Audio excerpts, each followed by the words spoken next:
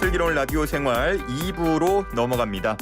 2부는 영화를 보는 새로운 방법, 슬기로운 OTT 생활 시간인데요. 프랑스 칸 국제영화제가 올해 공식 초청작을 모두 발표를 했습니다. 우리나라 작품들이 대거 호명이 됐다고 하죠. 자, 어떤 소식인지 그리고 또 OTT 신작들 어떤 것들이 있는지 함께 만나볼게요. 더 스크린의 박혜은 편집장 화상으로 연결돼 있습니다. 편집장님 안녕하십니까? 네, 안녕하세요. 박혜은입니다. 네, 반갑습니다. 오늘은 평소랑 좀 다른 배경이신데요? 네, 어디 약간 가시나요? 봄맞이 약간 분위기를 화사하게 바꿔봤습니다. 아니 그렇지 않아도 최근에 4월 들어서 꽃을 많이 올리시더라고요. 예, 이 날씨 변화하는 것들에 좀 관심을 가져야 네. 좀 건강한 삶이라는 이야기를 들어서요. 예, 제 취향에 좀 맞지 않게 꽃 소식이 좀 있었네요. 저 요즘에 날씨도 많이 풀리는데 어떻게 봄을 즐기고 계신가요? 근데 좀 날씨가 많이 오락가락하는 환절기여가지고요. 음, 주변에 감기 걸리시는 분들도 많고, 좀 감기 건강 주의하셔야 될 것 같기는 하고요. 근데 네. 이러다가 또 바로 훅 여름이 올 것 같다는 생각이 들기도 하더라고요. 그러니까요. 아니 네. 이제 거리두기가 오늘부터 전면 해제가 됐는데 문화인으로서 약간 또 감회가 남다르실 것 같거든요. 네, 사실 거리두기가 정말 중요한 방역의 요건이었고, 덕분에 한국에서도 뭐 사망률이나 이렇게 치사율이 좀 높지는 않았다고 생각은 하지만, 극장에서 이렇게 편하게, 마음 편하게 영화를 보실 수 있는 그런 환경들이 너무 축소되어 있었고요. 음, 지난 2년 동안 극장 상황이 굉장히 많이 안 좋아진 것도 사실이에요. 이제 예. 조금 기지개를 켜고 좋은 작품들 극장에서도 OTT로도 좀 많이 즐겨주셨으면 하는 바람이 있습니다. 네. 아니 저도 이제 영화관 안 간 지가 너무 오래됐다 보니까 이번에 거리두기가 해제되면 영화관 좀 가봐야지 하고 봤더니 이게 웬걸? 영화값이 언제 이렇게 올랐죠? 네, 사실 지난 코로나 기간 동안 한 세 차례 정도 그 티켓 가격이 올랐어요. 네. 가장 최근에 이제 1,000원 더 오른 것까지 치면 한 평소에는 15,000원 정도의 음. 가격으로 영화 관람을 하실 수가 있고, 뭐 조조라고 하면 조금 더 낮은 비용으로 보실 수 있는데, 극장들도 좀 고육지책이었던 것 같아요. 어. 이 사실 티켓 가격이 오르면 그에 대비해서 관객들의 수가 줄어드는 건 사실이거든요. 근데 예. 그럼에도 불구하고 지난 2년 동안 거의 코로나 이전 시대의 한 20% 정도밖에는 수익이 음. 나지 않는 상황이었기 때문에 좀 음. 고육지책으로 올렸다라는 이야기들이 나오고 있습니다. 예. 소비자 입장에서는 약간 안타깝긴 하지만 또 우리 이 산업이 굴러가기 위한 네. 방편이라고 하니까 어느 정도는 이해를 해보도록 노력을 하겠습니다.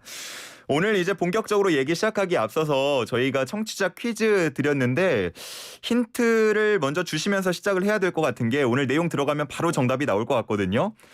자, 오늘 네. 문제를 다시 한번 드릴게요. 프랑스 남부의 휴양 도시인 이곳에서 매년 5월에 개최하는 국제영화제입니다. 베네치아 국제영화제, 베를린 국제영화제와 함께 세계 3대 영화제로 꼽히는 건데요. 이 국제영화제는 무엇일까요? 앞에 들어가는 도시 이름을 맞춰주시면 됩니다. 1번 부산, 2번 칸, 3번 괌, 4번 서울. 자, 정답 아시는 분은 단문 50원, 장문 100원, 샵 0945로 정답 보내주시면 되고요. 이 네 가지가 다 국제영화제가 있나요? 네, 맞습니다. 어, 다 국제영화제들이 있고요. 음, 그리고 부산 국제영화제도 전 세계적으로 아시아에서도 가장 유명한 예, 국제영화제라서 헷갈리실 수 있을 것 같은데 힌트를 드리자면 네, 한 글자고요. 그러면 두 네, 가지로 그리고 좁혀지네요. 네, 그중에서 조금 더 센소리가 나는 영화제다. 그러니까 2번 네, 칸과 3번 괌 네, 중에 조금 더 네. 센소리가 나는 걸 택해 주시면 되겠습니다. 자, 정답 아시는 분은 단문 50원, 장문 100원입니다. 샵 0945로 지금 바로 정답 보내주시기 바랍니다. 자, 그럼 본격적으로 이제 얘기를 시작해 보죠. 지금부터는 정답 그냥 상관없이 말씀해 주셔도 돼요. 자, 네. 한국 국산 영화의 위상을 확인할 수 있는 반가운 소식 들려왔습니다. 전해 주시죠. 네, 올해 5월 17일부터 열리는 75회 칸 국제영화제에 네. 한국 영화들이 대거 초청이 됐습니다. 음. 사실 코로나 팬데믹 기간 동안 한국뿐만이 아니라 이 국제 영화제들도 굉장히 좀 위축되어 있었거든요. 예. 그런데 다시 올해부터 정상으로 돌아가자라고 외치면서 활기를 띠고 있어요. 음. 특히 올해 같은 경우는 칸 국제영화제가 한국 영화를 얼마나 사랑하는지 그 애정을 좀 확실히 보여준 해인 것 같습니다. 어. 일단 칸의 총애를 받아왔던 한국과 일본을 대표하는 두 감독님이 한국 영화로 경쟁 부문에 초청이 됐어요. 네. 네, 박찬욱 감독님의 헤어질 결심이라는 작품과 고레다 히로카즈 감독의 브로커라는 이 작품이 둘 다 경쟁 부문에 올랐거든요. 네네. 근데 이렇게 한국 영화 두 편이 경쟁 부문에 같이 오른 건 2017년 이후에 처음이고요. 또 2019년 기생충이 칸 국제영화제에서 황금 종려상 받았었잖아요. 예. 그 이후로 경쟁 부문에 초청이 된 건 또 3년 만에 처음이고요. 또 잠깐 얘기하셨던 거 들었는데 오징어 게임으로 그야말로 글로벌 스타의 위치를 확고하게 하고 있는 그리고 배우상들을 휩쓸고 있는 이정재 배우가요. 예. 이번 칸 국제영화제에서는 감독으로 레드카펫에 오릅니다. 야, 지금 한번 이렇게 쭉 읊어 주셨는데 물음표가 생기는 부분들이 몇 군데 있었거든요. 하나씩 한번 네, 그러실 것 같아요. 살펴볼게요. 일단은 지금 경쟁 부문에 초청된 작품들부터 소개를 들어볼까요? 네. 우선 박찬욱 감독님, 근데 아까 제가 힌트를 듣다가 네네. 너무 엄격한 기준이다 이런 생각이 들었어요. 예. 깐느는 안 된다고 얘기를 하셔가지고. 네네네. 네. 근데 이 박찬욱 감독님 사실 이제 저희가 애칭처럼 많은 대중들이 부르는 별명 중에 하나가 깐느박이라는 예, 애칭이 예. 있었거든요. 음. 그만큼 칸 국제영화제가 박찬욱 감독님의 작품을 굉장히 예전부터 이렇게 초청을 많이 했었죠. 뭐 예를 언제부터인가요? 들면 올드보이 때부터. 그러면 예. 상당히 오래된 거 아닌가요? 그렇죠. 2004년에 올드보이가 사실 심사위원 대상을 받았었고, 어. 박쥐 2009년에 심사위원상 받았었고, 2016년에 아가씨도 경쟁 부문에 초청이 됐었죠. 그러니까 깐이랑 진짜 인연이 깊은 감독님인데요. 네. 이번에 박찬욱 감독이 한국 배우 박해일 씨 그리고 중국 배우 탕웨이 씨와 함께 이 헤어질 결심이라는 아주 핏빛 멜로 영화를 찍었어요. 줄거리만 간단히 소개해드리면 살인 사건이 벌어지고요. 네. 이 살인 사건을 수사하는 형사가 이 살인 사건의 유력한 용의자인 그 죽은 사람의 아내를 만나면서 벌어지는 의심과 미묘한 감정에 대한 이야기인데 그러면 박해일 씨가 배우가 형사고. 예, 형사. 예, 탕웨이 배우가 이제 그런 유력한 용의자가 된 사망자의 아내 역할을 맡았습니다. 이야, 예. 이렇게 얘기만 들어도 흥미로운데요? 네.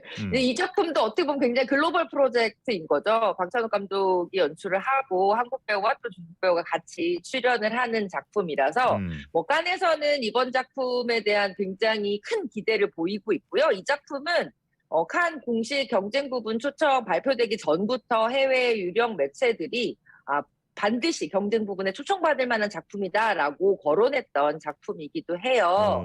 예, 박찬욱 감독도 굉장히 기쁜 그 초청 소감을 밝혔는데요. 이 얘기가 좀 되게 마음에 많이 와닿더라고요. 그동안 팬데믹을 거치면서 영화관에서 함께 영화를 본다는 것에 대한 의미를 우리가 굉장히 충분히 많이 생각하게 되는 시간이었다라고 얘기를 했고 이번 칸에서는 다른 영화들도 극장에서 많이 보고 누구보다 오래 기립박수를 치겠다 이런 이야기를 했습니다. 보통 이런 영화들은 그러면은 그 영화제를 다녀온 뒤에 국내에 개봉이 되는 건가요? 네, 맞습니다. 이 작품도 칸 국제영화제가 끝나고 나서 이제 한국 개봉을 준비하고 있는 것으로 알고 있습니다. 아직 정확한 개봉 일자가 나오진 않았어요. 이왕이면은 거기에 딱 수상을 한 다음에 이제 수상하고 나면 영화 시작될 때 이렇게 하나 뜨죠? 그렇죠. 이렇게 로고가 딱 수상 로고가 뜨죠. 그걸 볼 때 또 이렇게 마음이 약간 웅장해지죠. 흥행에도 상당히 또 영향을 미칠 거고요. 그럼요. 굉장히 도움이 많이 됩니다. 한번 기대를 해보도록 하겠고 앞서서 이제 얘기해 주신 것 중에 물음표가 들었던 부분이 이거였거든요. 고레에다 히로카즈 감독, 일본 대표 감독인데 한국 영화로 초청을 받았다는 게 무슨 말이에요? 그러니까 한국의 제작사가 한국의 투자 배급사와 함께 만드는 영화인데, 그리고 배우들도 다 한국 배우들인데 감독님만 일본 감독님이 연출을 하시는 경우인 거죠. 이것도 그러니까 글로벌 프로젝트라고 볼 수 있습니다. 예전에 약간 미나리 같은 경우랑 비슷한 건가요?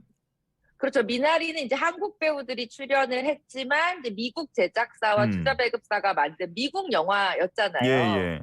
예, 그래서 미나리는 어느 나라 영화예요?라고 물어보면 이제 한국 영화인가 하셨던 분들도 나중에 미국 영화구나라고 생각하셨을 음. 텐데 이 작품도 고레에다 히로카즈 감독이 연출을 하지만 한국 어. 영화인 거죠. 음. 게다가 고레에다 히로카즈 감독은 2018년에 어느 가족이라는 작품으로 칸 국제영화제에서 황금종려상을 받은 적이 있잖아요. 예. 그래서 더더욱 이 작품에 관심이 쏠리고 있는데 이제 음. 출연자의 면면을 들으시면 입이 더 떡 벌어지실 것 같습니다. 네. 바로 기생충의 송강호 배우 어. 그리고 이미 그 고레다 히로카즈 감독이랑 한번 작품을 한 적이 있는 배두나 배우 아. 또 강동원 배우 음. 그리고 케이팝 스타이자 배우인 김지은 그러니까 아이유 씨도 같이 어. 출연을 하는 초호화 배우진을 자랑을 하고요. 아이유 씨 이지은 칸에서도 아닌가요? 이지은?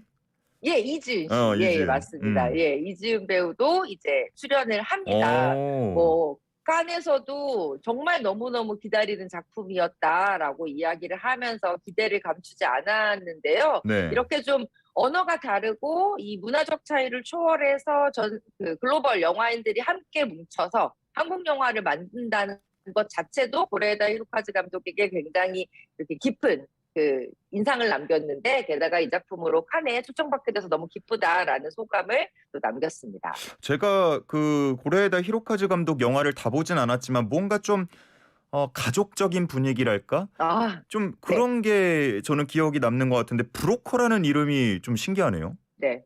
이 브로커라는 작품은요, 고레에다 히로카즈 감독의 전작들이 어떤 정수들을 모은 작품이 아닐까라고 예측이 되고 있어요. 음. 일단 베이비 박스, 그러니까 자신이 아이를 키울 여력이 없어서 아이를 맡기는 예. 그 베이비 박스를 소재로 한 이야기고요. 그 베이비 어. 박스에 이제 맡겨진 아이를 다른 아이가 필요한 어떤 집에 데려다 주는 일을 한다. 자기들은 굉장히 선의의 브로커다라고 아. 이야기를 하는 남자들의 이야기입니다.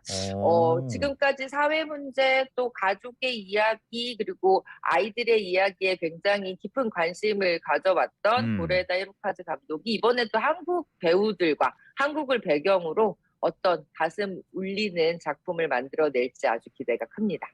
배우들 입장에서도 이런 황금 종려상을 수상했던 또 외국의 감독과 함께 일을 하는 거는 남다를 것 같아요. 굉장히 남다른 일이고요. 그리고 고레다 히로카즈 감독은 굉장히 한국 그 배우들과 영화에 대한 이 오랫동안 애정을 밝혀오신 감독님이라서 이번에 나의 소원을 풀었다 이런 얘기를 하기도 했는데요. 어. 찾아보다 보니까 재미있는 이 징크스가 하나 어떤 있더라고요. 거요? 송강호 배우가 출연한 작품이 칸에 가면 네. 반드시 상을 하나씩 아 받아왔다라는 그래요? 징크스가 있었습니다. 기분 좋은 예. 징크스네요. 예, 맞습니다. 뭐 박쥐도 그랬고요, 밀양도 그랬고요, 기생충도 그랬잖아요. 음. 이번에도 또 이 기분 좋은 징크스 하나 트로피와 함께 같이 돌아오셨으면 좋겠다는 어. 생각도 드네요. 아니 요즘에 뭐 영화계, 문화계에서 다양성에 대한 얘기가 참 많이 나오던데 이렇게 글로벌 프로젝트들이 많이 진행이 되는 것도 그런 일환으로 볼 수 있는 건가요? 네, 맞습니다. 올해 칸 국제영화제에서 한국 작품이 두 편이나 경쟁 부분에 오른 것도 칸 국제영화제가 이 예술 영화들을 바라보는 시선을 좀 더 다양한 음. 국가에 포진시키는 이런 결과라고도 볼 수 있습니다. 물음표 두 번째 물음표가 그 네. 이정재 배우가 아니고 감독으로 초청을 받았다 아까 말씀하신 것 같은데 그 감독이 뭐 영화 제목이 감독이 아니고 실제 그 감독으로 간다는 얘기인가요? 맞습니다. 이정재 배우의 감독 데뷔작이에요. 어. 헌트라는 작품이요. 예. 올해 칸 국제영화제의 비경쟁 부문 중에 하나예요. 미드나잇 스크리닝 부분에 초청을 받았습니다. 음. 예, 이 미드나잇 스크리닝이라는 부분은 조금 독특한데 아마 많은 분들이 기억하시는 칸에서 부산행이 엄청나게 긴 기립박수를 받았다 이런 뉴스 생각나실 거예요. 예예예.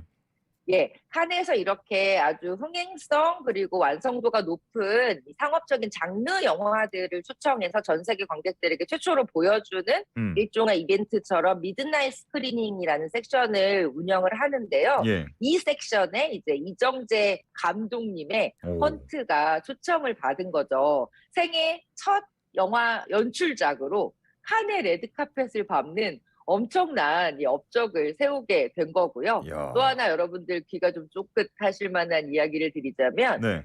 이번 작품에선 이정재 감독님이 주연도 맡았고요. 아. 함께 출연하는 배우는 바로 정우성 배우입니다. 약간 지인 찬스로 치트키 쓴 거 아닙니까?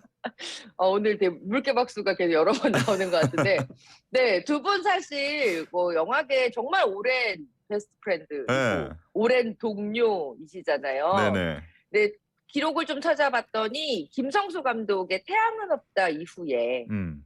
20년 만에 두 배우가 한 영화에서 같이 만난 거고요. 말씀하신 아. 것처럼 예, 가장 가까운 친구이자 또 존경하는 영화 동료인 이정재 감독의 첫 연출작에 예, 음. 정우성 배우가 흔쾌히 출연을 결정한 것 같습니다. 오. 아니 이 제목 헌트가 이제 영어인데 네, 어떤 내용일지도 네. 궁금해요. 이 작품은 그러니까 국가정보 요원들의 이야기예요. 아. 조직에 분명히 스파이가 있다라는 첩보를 받게 되고 네. 이제 두 요원이 조직 내 스파이를 찾아가는 과정인데 그 과정에서 서로를 의심하는 이야기를 그리는 첩보 스릴러 영화인데요. 이 작품에서 이정재 또 감독 겸 배우와 정우성 배우가 얼마나 멋짐을 보여주실지 전 세계 관객들을 홀릴 멋짐이 뿜어져 나올 것 같아서 굉장히 기대가 큽니다. 그러니까 이 두 분이 요원 역할로 나온다는 거죠? 약간 특수 그렇죠. 요원 같은. 듣기만 해도 되게 멋있잖아요. 네, 그러니까 정말 잘할 수 있는 걸 했네요, 보니까. 맞습니다. 가장. 이정재 배우가 지금까지 되게 오랫동안 연출의 꿈을 가지고 있었고 사실은 음. 정우성 배우도 이미 단편 영화들을 통해서 감독 데뷔를 했었거든요. 네. 그러니까 배우로서의 경력도 굉장히 길고 훌륭한 배우들이지만 연출로서도 굉장히 고민이 깊은 음. 배우들이라서 두 영화인이 만난 이 작품 전 세계 관객들에게 아주 높은 평가를 받았으면 좋겠다는 생각이 들었어요. 어. 아니 이렇게 정말 뭐 국제 영화제에 우리 작품들이 많이 소개가 되는 거에 대해서 자부심이 드는데 이런 것들이 이전에 네. 뭐 많이 인기를 얻었던 그런 작품들의 영향도 있다고 봐야 할까요? 그럼요. 사실은 한국 영화가 전 세계 영화제에서 이렇게 경쟁 부분에 초청을 받고 하게 된 지는 20년이 넘었죠. 음. 그리고 그동안 한국 작품에 대한 이제 인지도 그리고 완성도에 대한 인정, 신뢰 이런 것들이 당연히 굳게 쌓일 수밖에 없었고요. 또 음. 최근에 그 기생충이 일으킨 엄청난 세계적인 파급력 그리고 또 오징어 게임이 일으키는 흥행력까지 음. 한국 콘텐츠를 영화제가 데려가는 것 자체가 영화제의 흥행에도 아주 중요한 역할을 한다라는 확실한 신뢰가 생긴 것 같습니다. 진짜 이런 인기와 그 관심이 수상까지도 이어졌으면 좋겠다는 생각이 들고 5월을 한번 기대를 해 보도록 하겠습니다. 자, 그런가 하면 글로벌 OTT에서도 한국 작품들이 화제가 되고 있다고요. 네, 지난 슬기로운 OTT 생활에서도 제가 소개해드린 바가 있는데요. 사과 TV 플러스, 예, 파친코라는 이 작품의 열기가 회를 거듭할수록 정말 뜨거워지고 있어요. 그렇다고 하더라고요. 네, 이 작품은 사실 이제 이 사과 TV 플러스의 정책 자체가 공식적으로 시청률 수치를 공개하고 있지는 않거든요. 아. 그리고 사실 다른 OTT에 비해서는 유료 그 구독자 수가 좀 적은 편이기는 해요. 음. 후발주자이기도 하고. 그럼에도 불구하고 이 작품 하나로 애플 TV 플러스의 구독자가 엄청나게 늘어났다라는 입소문이 돌 정도로 굉장히 어. 크게 사랑을 받고 있고요. 음. 사실은 되게 통 크게 유튜브에 무료로 드라마 1화를 공개를 했었거든요. 예. 그런데 이 1화의 조회수가 1천만 뷰를 넘어서면서 어. 아직도 굉장히 회자가 되고 있다고 해요. 음. 단순히 그냥 흥행성만 지금 가지고 가는 것이 아니라 뭐 뉴욕타임즈를 비롯해서 워싱턴 포스트나 뉴스위크 같은 아주 유수의 언론들이 이 파친코에 대해서 극찬을 하고 있는 상황인데 음. 어떤 부분 부분에 대한 극찬이 굉장히 많았냐면 우리가 어떻게 보면 역사책에서 배우는 것보다 훨씬 더 깊은 아시아, 한국의 역사 이야기를 정말 가슴으로 배울 수 있는 시간이다. 이런 이야기들이 굉장히 많이 나오고 있더라고요. 예. 이제 6화까지 공개가 됐고 2화 정도 남았어요. 전체 음. 8화로 만들어진 작품이거든요. 그리고 벌써부터 이제 시즌 2, 시즌 3이 나오는 거 아니냐라는 이야기도 나오고 있을 정도로 굉장히 관심이 많고요. 예. 또 주연 배우들뿐만 아니라 이 한 장면 한 장면 조연 배우들 하나하나까지 다 스포트라이트를 받고 있는 상황이어서 음. 물론 파친코라는 작품의 국적을 따진다면 이 작품도 미국 작품이지만 어. 출연하는 모든 사람들이 이제 한국계라는 점이 굉장히 중요하고 한국의 많은 배우들이 이 작품에 출연을 하면서 이렇게 스포트라이트를 받는다는 거는 결국 이 작품의 국적이 중요한 게 아니라 이 작품이 담고 있는 그 알맹이가 우리 한국의 역사에 대한 이야기를 이 정도로 글로벌 흥행하는 작품으로 만들어낸 그 저력이 굉장히 놀랍다는 생각이 들었어요. 예. 정말 저도 아직 보진 않았지만 이 역사를 정확히 문화를 통해서 알리는 것도 굉장히 의미가 있다고 생각이 들고 그런 의미에서 더 많은 글로벌 시청자들이 봤으면 좋겠다는 생각이 듭니다. 4월에 또 새롭게 찾아오는 OTT 신작 소식 궁금한데요. 네. 4월 13일에 땡플릭스에서 지구상의 위대한 국립공원이라는 다큐멘터리를 공개를 했는데요. 음. 이 작품을 왜 오늘 소개해드리려면 일단 이번 주 4월 22일이 지구의 날이라고 합니다. 아. 좀 환경을 다시 한번 생각해보는 그런 날이었으면 좋겠어서 사실 이 다큐멘터리를 가져오긴 했는데요. 네. 미국 대통령이 자연 다큐멘터리에 출연도 하고 제작을 했다는 것도 굉장히 신선한 포인트인 것 같아요. 트럼프가요? 그럴 리가요. 네, 버락 오바마 전 미국 대통령이 예.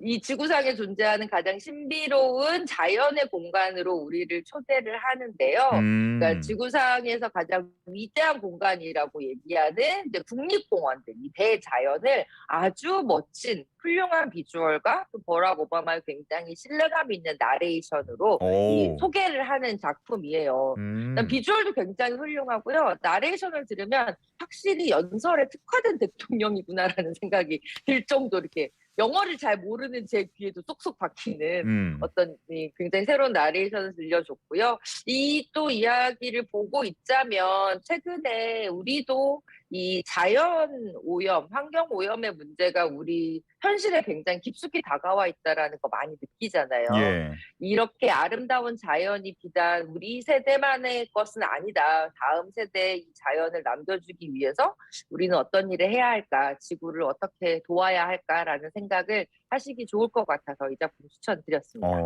참 이렇게 이런 OTT를 이용해 가지고 좋은 점 중에 하나가 정말 다양한 다큐멘터리를 볼 수 있다. 그 점을 꼽는 분들도 많으신데 환경 지구의 날이 4월 22일 맞이해서 요 지구상의 위대한 국립공원 저도 관심이 많이 가고 꼭 보고 다음에 후기를 들려드리겠습니다. 우리 4280님 청취자 퀴즈 관련해서 또 재치 있는 정답을 보내주셨어요. 이제 코로나 거리두기가 풀렸으니까 집사람과 극장 자주 갈 거예요라고 하시는데 지금 바로 간다라고 하시는 분들을 위한 추천작도 있을까요? 지금 상영 중인? 극장에서요? 예. 극장에서는 지금 이번 주에 가장 큰 그 관객 수 흥행을 기록하고 있는 작품은 신비한 동물들이라는 시리즈예요. 해리포터. 네, 해리포터 세계관의 확장판이라고 할 수 있죠.